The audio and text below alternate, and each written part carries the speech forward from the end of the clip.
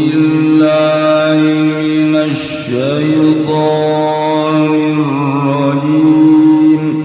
Inna Allah malaikatahu yusalluna 'alan nabi ya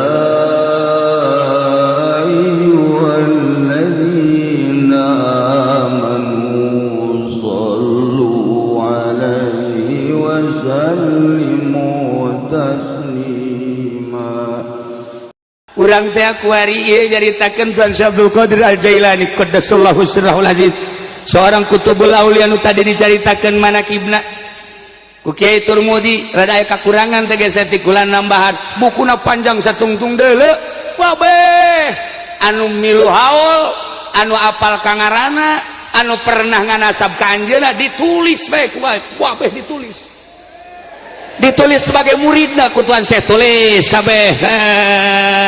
Malaikat protes dina Bahjatul Asri caritakeun cek malaikat, "Hai, ulama yang tulis-tulis bae, ai kitu mah nu masantren, nu kitu mah nu ngaji, nu kitu mah nu salat, ari nu kitu mah anu ibadah, gawe tulis sebagai murid. Apal ieu nu jara rauh anu henteu saralat. Salat maghrib isah henteu. Aya subuh jam 8. Namanya nu kos kitu murid Tuan Syekh." Protes malaikat, "Hapus." Cek malaikat, "Gusti teu ridho kula mah. Sebab lamun dianggap murid Tuan Syekh ka sorga kabeh, apa ieu teh saralat nya? Salat teh uca aco, nya salat inget ka karunggoni, nya salat inget ka si eta. Si eta nu mana? Si itu teh anu nyenghel teh." Eta bagus.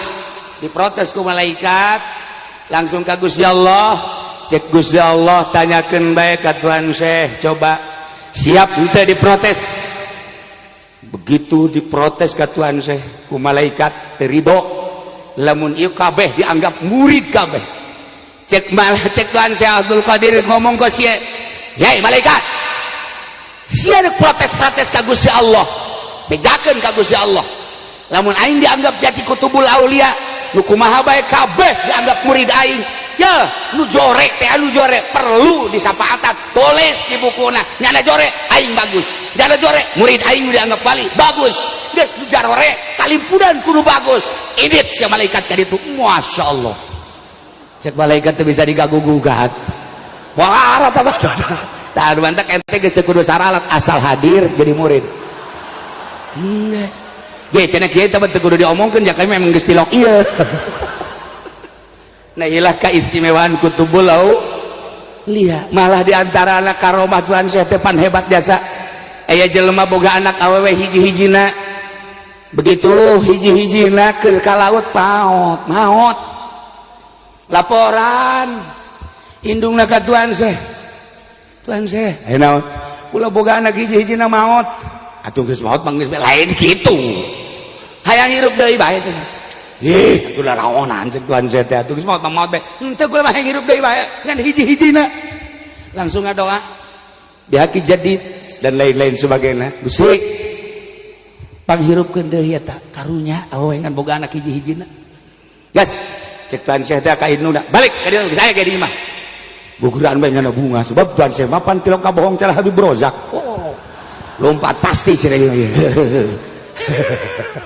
Nah, barang datang ka imah di deuleuan di kamar eueuh.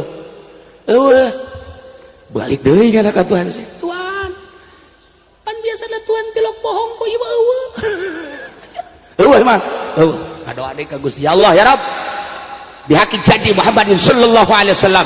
Dulubi kamahril maut. Ya Allah, tetapi lamun ku Gusti dihampura, anggap kula hampura. Pang hadirkeun deui ya Rabb.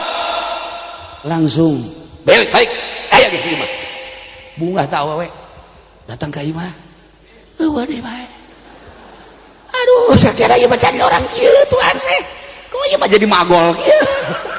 Asana ngadahal duit gubernur kajen kumaha ge. Ah, teu beres ya. Langsung berangkat deui ka Tuan Syekh. Encan aya, encan 3 kali. Begitu 3 kali ngotot nya na, gas balik. Lamun kuari Allah awas ancam ku kula Gusti Allah bae. Eta keur carita ngomong papada nu bodoh ku gede-gedena ka kutuban Tuhan Syekh. Akhirnya langsung datang ka imah ayah langsung sujud Tuhan Syekh. Sangat sujud cerik teu ngomong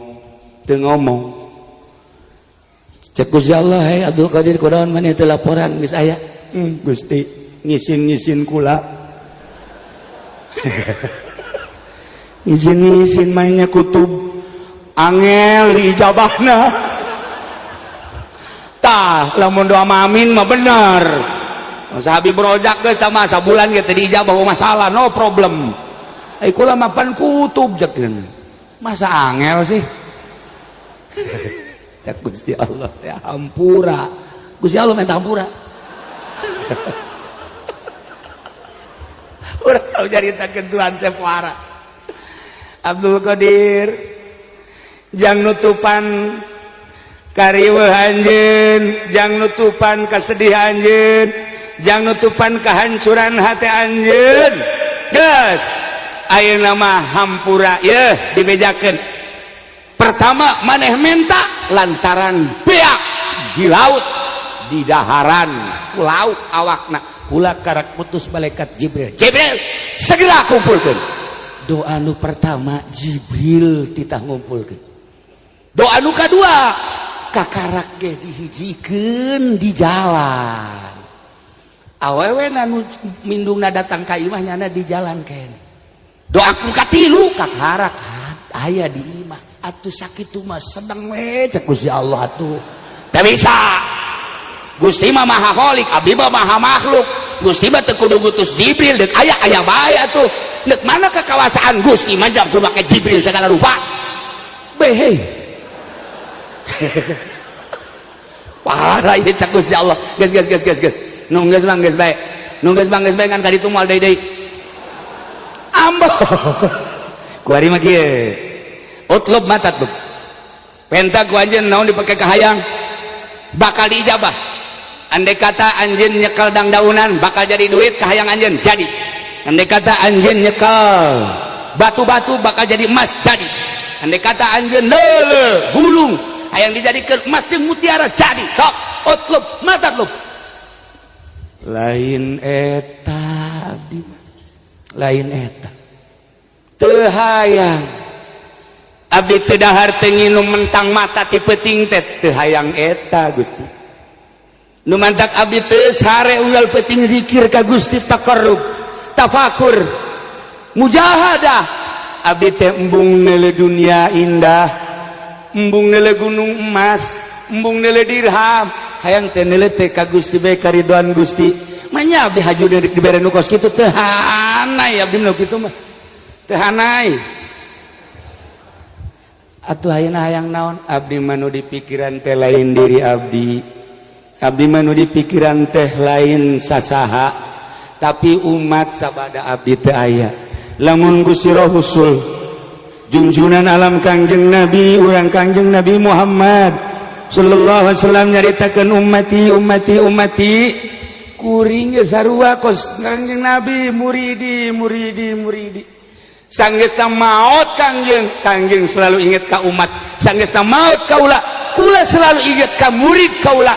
Pamenta abdi mah Gusti geus bae hayang disalametkeun seluruh murid kaula sakitu bae abdi mah.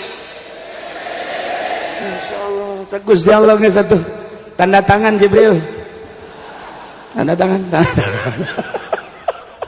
Geus memang geus bakadong mah campur. Tanda dihampurana cek Tuhan Syekh kumaha? Ismuka ka ismi al-azam. Ngaran anjeun kos ngaran kula nu agung.